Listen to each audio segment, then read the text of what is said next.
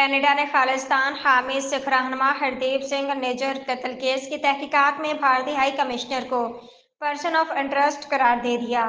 بھارت اور کینیڈا میں پھر ٹھن گئی۔ مودی حکومت نے ہائی کمشنر اور دیگر سفارتکاروں کو دلی بلا لیا۔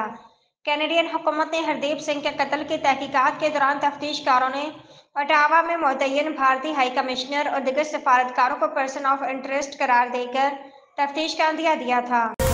Punjab group of colleges P C B کے باہر پولیس اہلکار کی جانب سے طالبات کو ڈرانے کی ویڈیو سامنے آ گئی۔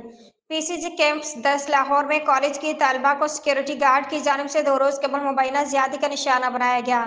جب طلبہ سراپا احتجاج ہوئے تو پولیس ان پر ٹوٹ پڑی۔ ایک پولیس اہلکار احتجاج کرنے والے طالبات کو ڈراتا رہا اور یہ کہا گیا کہ یہاں بچیاں موجود ہیں، کہیں ایک اور ایسا واقعہ رونما نہ ہو جائے۔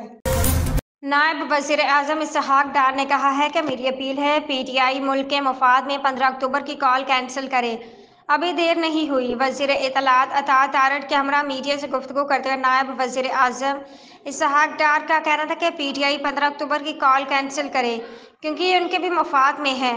ابھی دیر نہیں، ان کو اپنی غلطی کو درست کرنا چاہیے، 15 اکتوبر کی کال واپس لیں۔ فلسطین سے متعلق کانفرنس میں بھی پی ٹی آئی نے شرکت نہیں کی، جو بہت عجیب لگا۔ ان 2 دنوں کے سوا کسی نے احتجاج یا دھرنا دینا ہے تو بہت وقت پڑا ہے۔ کئی سال بعد پاکستان بڑے ایونٹ کی میزبانی کر رہا ہے۔ اسلام آباد عوامی جمہوریہ چین کے وزیر اعظم لی چیانگ کا کہنا ہے کہ پاکستان چین کا ہر موقع پر ساتھ دینے والا آہنی بھائی ہے۔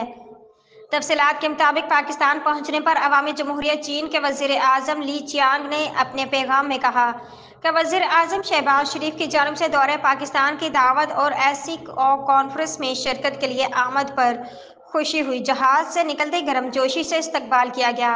لی چیانگ کا کہنا تھا کہ پاکستان چین کا ہر موقع پر ساتھ دینے والا آہنی بھائی ہے۔ چینی عوام بھی پاکستان اور پاکستانیوں سے محبت کرتے ہیں۔